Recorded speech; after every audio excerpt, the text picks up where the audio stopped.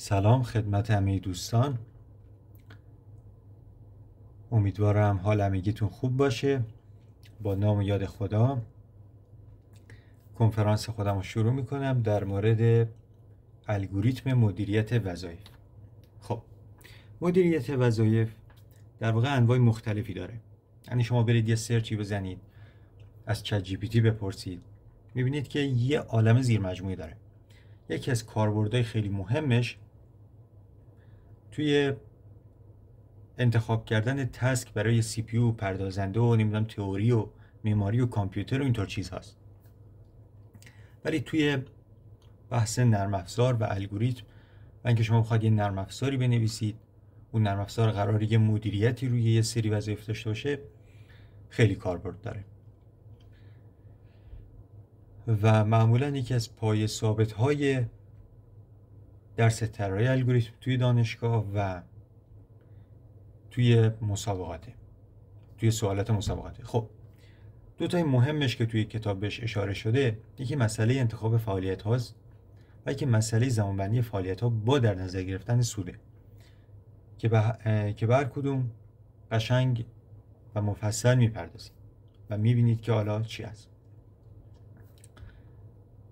ولی به طور خیلی خلاصه بخوام تفاوت این دوتا رو مشخص کنم، مسئله انتخاب فعالیت ها میگه من با توجه به محدودیت هایی که دارم چطور میتونم یک انتخاب حریصانه داشته باشم و تسک های زیادی رو قبول کنم، وظایف زیادی رو قبول کنم. یکی دومی که مسئله زمانبندی فعالیت ها با در نظر گرفتن سوده، میگه من کاری ندارم که چند تا رو قبول کردم، من هدفم اینه، به شیوه حریصانه هدفم اینه که بیشترین سود و بیشترین بهره رو ببرم. ممکنه یکی بیشتر قبول نکنه ولی بالاترین بهره رو ببر. خب، مسئله انتخاب فعالیت ها یکی از مهمترین محدودیت هایی که براش وجود داره اینه که وقتی توی بازه زمانی یک وظیفه رو قبول کرده، در اون بازه زمانی نمیتونه یک وظیفه دیگر رو انجام بده. به عبارتی یک اصطلاحی که خیلی استفاده میشه اینه که همپوشانی نباید داشته باشه. وظیفه بعدی که شما میخواید انتخاب کنید با وظیفه قبلی نباید همپوشانی داشته باشه. این یکی از محدودیت هاست.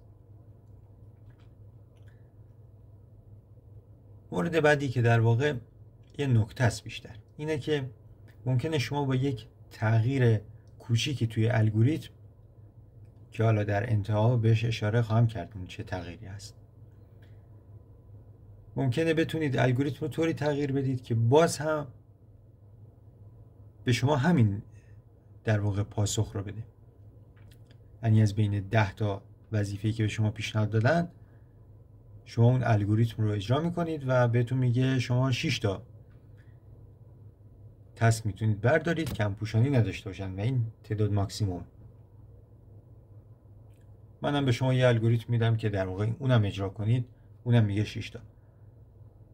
ولی تفاوتشون توی انتخاب وظیفه است. یکی شما یه وظیفه انتخاب میکنه، یکی من یک وظیفه. هر دوتا هم پیچیدگی زمانیش یکیه، هیچ فرق خاصی نداره، فقط وظیفه فرق میکنه که ما توی این مدل اصلا کاری به این موضوع نداریم که وظیفه ها چه تفاوتایی با هم دارن. ما هدفمون اینه که بیشترین تعداد وظیفه ها رو بتونیم انتخاب کنیم و این الگوریتم که الان اینجا میگم همونیه که تو کتاب CLRS هست، همونیه که توی کتاب یک استاد فرستادن و بهینه ترین نوعه. خب، آموزش رو من به این شکل شروع میکنم که من یک مدیر کشتی هستم. من یک کشتی دارم، باید با این کشتی همراه باشم و الان در واقع رفتم که بار قبول کنم. راننده های ماشین های سنگین اومدن و در کنار کشتی قرار گرفتن. من یه سری گزارش هایی دارم که زمان بارگیری هر بار از چند شروع میشه و کی تموم میشه و توی 1 ساعت قراره این کار رو انجام بدیم. یعنی 1 ساعت من در کنار این راننده هستم و قراره تصمیم بگیرم که کدوم کامیون رو انتخاب کنم که بارش رو تحویل من بده. و خب حالا به خاطر یه سری مسائل که اون ماشین باید جابجا بشه تا بیاد دقیقاً در اون مکانی که من انتخاب کردم که بارگیری انجام میشه برسه. این یکی از اون مسائلی که باعث افزایش یا کاهش زمان میشه. و دیگه حالا مسائل دیگه که میتونید حالا خودتون روش فکر کنید. خب یه نکته دیگه هم که وجود داره اینه که وقتی که من یکی رو قبول میکنم، یه ماشین سنگین رو قبول میکنم که بیاد کنار کشتی، باید به این نکته دقت کنم که من باید حتما اونجا باشم، نظارت داشته باشم و نمیتونم در اون حین برم به کار دیگه‌ای برسم یا برم یه بار دیگه قبول کنم. من باید تمام وقت اونجا باشم. در اون چند دقیقه‌ای که در واقع من دارم نظارت میکنم نباید به کار دیگه‌ای بپردازم. خب این اون جدولی است که من از مشخصات اون ماشین ها دارم، مشخصات اون بارها دارم. یک گزارشی هست که میگه بار آیوم زمان شروع بارگیریش از کی انجام میشه و کی داخل کشتی قرار میگیره. من اینها رو دارم و مشکل اینجاست که همشو نمیتونم قبول کنم. اگه همشو میتونستم قبول کنم که دیگه اینجا صحبتی نداشتیم. چرا نمیتونم همه رو قبول کنم؟ یه مثال میزنم تا ببینید. بریم صفحه بعد. ببینید برای مثال من میام اینو انتخاب میکنم، همینطوری خیلی شانسی میگم من دوست دارم اینو بردارم. از قیافه اون راننده خوش آمد، اصلا با ماشینشون حال کردم و اینو برمیدارم و مثلا دیگه اینو برمیدارم و اینو برمیدارم. 5 تا شد دیگه، 5 تا شد. خوبه دیگه. اینی که از 3 شروع میشه، نه از 10 استارت آی. این بار سوم هست، کانتینر آی. از دقیقه 10 شروع میشه، دقیقه 15 بارگیریش تموم میشه و داخل کشتی قرار گرفته دیگه. خب از 10 شروع بشه 15 تموم میشه. یکی بعدی کانتینر 5 از 13 شروع میشه که 13 اینجا باشه تا 25. خب همینجا یه مشکل به وجود اومد. اینا هم پوشانی دارن. من گفتم نمیتونم در یک واحد زمانی در دو جا که حضور داشته باشم، در دو مکان حضور، هم این ور کشتی باشم هم اون ور کشتی. ولی خب اینجا این اتفاق افتاده و این یک ایراد ایجاد میکنه. به همین دلیل باید این ایراد رفع کنیم. برای مثال این حالا تا 25 بود دیگه. خب یکی بعدی که مثلا این باشه میگه از 15 تا 22. اینم دیگه هم پوشانی داره و در واقع ایراد ایجاد. از 15 تا 22 اینم ایراد داره، هم پوشانی داره. ما میخوایم یه سری تسکای قبول کنیم که اینجوری باشن. مثلا ببینید برای مثال اگه یه تسک داشته باشیم که از 30 تا 40 باشه، یکی بعدی مثلا از 45 تا 47 باشه، برای مثال هم پوشانی نداشته باشه، ما بتونیم اونایی رو انتخاب کنیم که اینجوری باشن، از هم جدا باشن. مثلا میتونه یکی زمان پایانش روی 54 باشه و یکی بعدی که میخوام قبول کنم از 54 شروع بشه بره تا 60. زمان پایان یکی اگه با زمان شروع یکی برابر باشه هیچ مشکلی ایجاد نمیشه. ولی در اون حین روند نظارت که من دارم نگاه کانتینر رو میکنم نباید تداخل و همپوشانی داشته باشه. حالا ما چطور باید این کار انجام بدیم؟ الگوریتم میگه که شما اول باید بیاین یه سورت انجام بدین بر اساس زمان پایانشون به صورت صعودی. یعنی اونی که سریعتر تموم میشه، سریعتر بارگیریش انجام میشه، بعد بیاد توی سطر جدول قرار بگیره که این بوده. بعد دومی اومده که 11 بوده، دقیقه 11 بارگیریش تموم میشد. بعدش مثلا میبینیم که چهارمی اومده، مثلا این چهارمیه از اینجا جدول اومده اینجا. بعد مثلا ششمی اومده اینجا و به همین شکل. خب بعد اینکه مرتب سازی انجام شد که ما میدونیم پیچیدگی یک مرتب سازی بخوایم خوشبینانه نگاه کنیم و بخوایم به این شکل نگاه کنیم که برای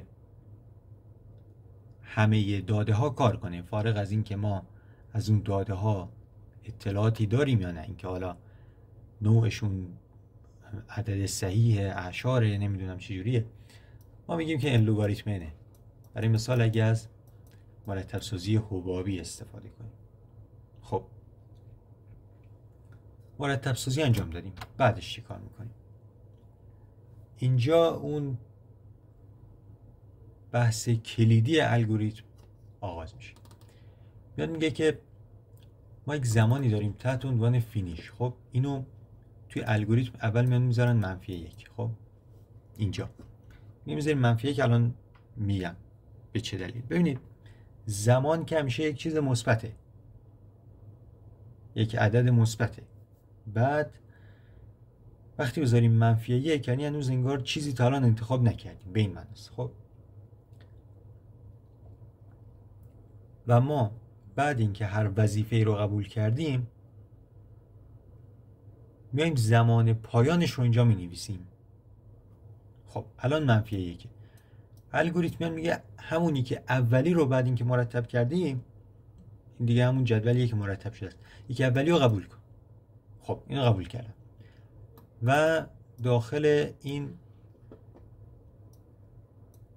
نمودار زمان که من اینو برای درک بیشتر گذاشتم، وگرنه اصلا چنین چیزی در واقع توی اون کتاب نبود. شما این رو میذارید و این زمان فینیش این یکی که انتخاب کردید اینجا می‌نویسید 10. خب قبول دارید که من دیگه بخوام یه تسک دیگه ای انتخاب کنم زمان شروعش باید بزرگتر مساوی 10 باشه تا هم پوشانی وجود نداشته باشه؟ پس اینو به خاطر همین اینجا می‌نویسیم. اینو به همین خاطر. یکی بعدی میخوام انتخاب کنم، این زمان شروعش چنده؟ از 1 شروع میشه. خب باز که داستان اون هم پوشانی وجود میاد، پس این چی؟ یکی بعدی از 11 شروع میشه. اینو میشه انتخاب کرد از 11 تا 13 و 13 رو اینجا می نویسم. این انتخاب میشه. یکی بعدی میگه که من از 10 شروع میشم، میگم هیچی. یکی بعدی میگه من از 15 شروع میشم، میگم عالیه، از 13 بیشتره. 13 و 14 این 15 باشه مثلا از 15 تا 22. خب این هم انتخاب میشه و زمان پایان رو من اینجا می نویسم 22. یکی بعدی میگه من از 13 شروع میشم، هم پوشانی داره و انتخاب نمیشه. البته آره انتخاب نمیشه. یکی بعدی از 25 شروع میشه، از 25 شروع میشه، قبولش میکنم و میره تا 45. یکی بعدی از 45 شروع میشه میره تا 49. خب ببینید اینایی که نقطه‌اش رو هم میفته یعنی زمان شروع یکی بعدی با زمان پایان یکی قبلی دقیقاً یکیه. این همپوشانی محسوب نمیشه. خب حالا درسته که من بعد از این برای کشتی سری خودم به اون ور برسونم، ولی قبول میشه تایید میشه. از 45 تا 49. خب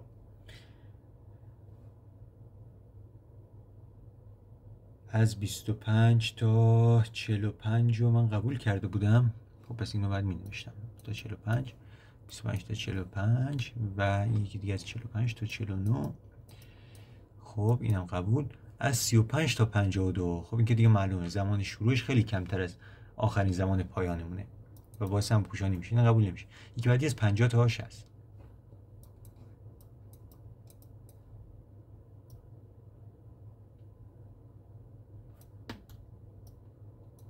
خب چند تا تیک خورده؟ 1 2 تا 3 تا 4 تا 5 تا 6 تا.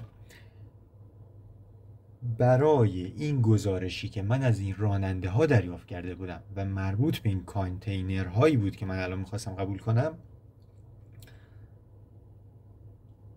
بیشتر از 6 تا نمیشه انتخاب کرد. شاید شما بتونید به ترتیب دیگه انتخاب کنید، یعنی مثلا دقیقاً همینا رو انتخاب، مثلا تسک اینه که من انتخاب کردم تسک 1 بود و تسک 4 و 6 و 7 و 9 و 10. ممکنه شما بتونید تسکای دیگه انتخاب کنید، خب که بازم تعداد این تسکا بشه 6 تا، ولی ما مطمئنیم که از 6 تا بیشتر نمیشه، ممکنه کمتر بشه ولی از 6 تا بیشتر نمیشه. حالا یک الگوریتم دیگه ای هم در واقع اومدن ارائه دادن که همینه ولی یک تفاوت کوچیکی داره. ما اومدیم مرتب سازی رو به این شکل انجام دادیم که اونی که سریعتر تموم میشد توی اول جدول قرار میگیره. بعضیا میان میگن که بیایم اونایی رو انتخاب کنیم که در واقع دیرتر شروع میشه. خب اونایی که دیرتر شروع میشه و همپوشانی نداشته باشه، که اون الگوریتم هم مورد قبوله و بازم همین نتیجه، یعنی نتیجه تعدادی که میده همینه، بازم همین ماکسیموم است، یعنی همین 6 تاست. ولی ممکنه که اون انتخاباش ترتیب دیگه داشته باشن یا یک چیزای دیگه باشن. خب حالا بریم به بحث پیچیدگی زمانش بپردازیم. اولا که قبول دارید که ما این مرتب سازی انجام دادیم که او n لگاریتم n بود. این از این به اضافه یه پیمایشی من روی این انجام دادم و این پیمایش این کار انجام میداد. مثلا اینو انتخاب میکرد، از بالا از اول ابتدای آرای شروع میکرد، میومد پایین میگفت آیا تو مثلا زمان شروعت از زمان پایانی که من اینجا نوشتم بیشتره؟ میگفتیم آره. خب مثلا تیک میخورد. بعد میرفتم بعدی میدیدم اینجوری نیست، مثلا این زبدر میخورد. خب این یک روندی داره که داره روی دادا یک بار حرکت میکنه میره تا انتها، بعد دیگه تمام شد و خلاص دیگه. این میشه از او n. خب بعد ما میدونیم که بعد ببینیم که کدوم پیچیدگی زمانش بیشتر همون رو انتخاب کنیم و بگیم که اون در واقع یک حد بالایی هست برای این الگوریتم و این میشه خب طبیعتاً او n لگاریتم n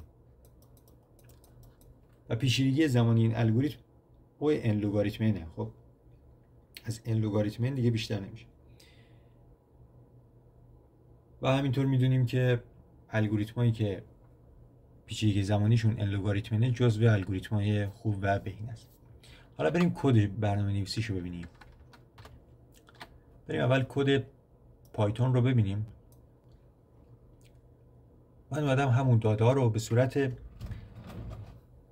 یک بردارهای تاپل 1/3 در واقع توی آرای قرار دادم.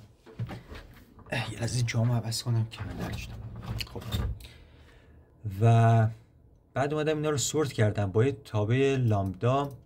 گفتم که روی هر کدوم از این بردارها حرکت کن برای درای دومشون که میشه این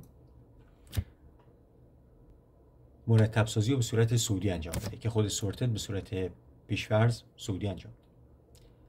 بعد یک آرایه تعریف کردم که برای اونایی که میخوام انتخابشون کنم و یک همون فینیش تایم آخرین زمان پایانی که اینجا هم -1 قرار دادم. اینا در واقع چاپ تسکای فعلا کاری تو روندمون نداره. اینجا چیزیه که در واقع مهمترین بخش این کد. به ازای هر تسک توی اون آرایه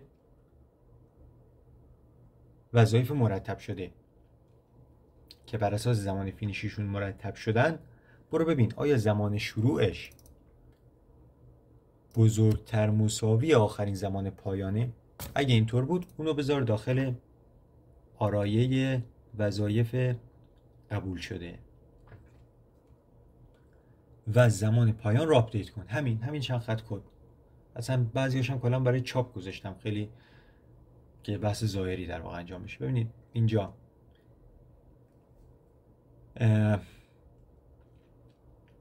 تسکا رو در واقع چاپ کردم، بعدش اینجا تسکا انتخاب شده همون 6 تا شده. خب این از این کد پایتونش. خواستید بگید بفرستم براتون ولی واضح بود دیگه چیزی نمیشه. این کد سی پلاس پلاسشه. حالا یک کمی کلا سی پلاس پلاس کم طولانیه، پیچ در پیچه، ولی به این شکله که بعد اول بیایم یک ماتریس تعریف کنیم، بگیم که نمیدونیم چند سطره ولی میدونیم حتما 3 تا ستون داره و داده ها رو گذاشتم اینجا. بعدش اومدم طول کل اون آرایه رو تقسیم کردم به طول یک درایش که تعداد اون بردارها به دست بیاد. بعدش یلغه فور درست کردم برای مرتب کردنشون به صورت بابل سورت که او ان لوگاریتمنه و اینم که دیگه توضیح دادم بهتون و اینم که دیگه میدونیم چیه. یه پیمایش ساده دارم که حالا C++ این قابلیت رو نداره که ما مثلا اینطوری فور بنویسیم بگیم به ازای هر تسکی در اون آرایه. اینجا باید از شمارنده دیگه استفاده کنیم و بعدش هم که دیگه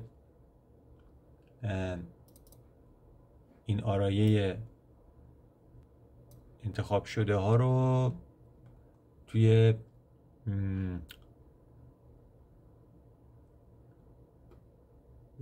اینجا چاپش کردم. نه اینجا چاپش کردم. اینجا هم که تعدادشون چاپ شده. این هم که در واقع میتونید خروجیشو اینجا ببینید. این هم گفته 6 تا میتونید انتخاب کنید. در واقع هر دوشون که از یه شبه کد استفاده کردن و اون ذات و ماهیتش هیچ تفاوتی نداره. فقط دیگه همین کد نویسی تو C++ معمولا یکم پیچیده تر. حالا من چون خودم با پایتون کار میکنم با این ورش خیلی راحت تر. خیلی راحت میبینیم با یه دو تا حلقه فور دیگه تمام شد. حتی این سورت کردنی که پایتون استفاده میکنه گاهن پیچیدگی زمانیش میتونه کمتر باشه. یعنی از دو تا الگوریتم انگار استفاده میکنه، دو تا الگوریتم ترکیبی. حالا بگذاریم. خوشحال شدم که تا اینجا کلیپ رو دیدین. توی کلیپ بعدی سعی میکنم که اون الگوریتم دوم که بهتون گفتم رو در واقع معرفی کنم و امیدوارم که استفاده کنین. موفق باشین. خدا نگهدار.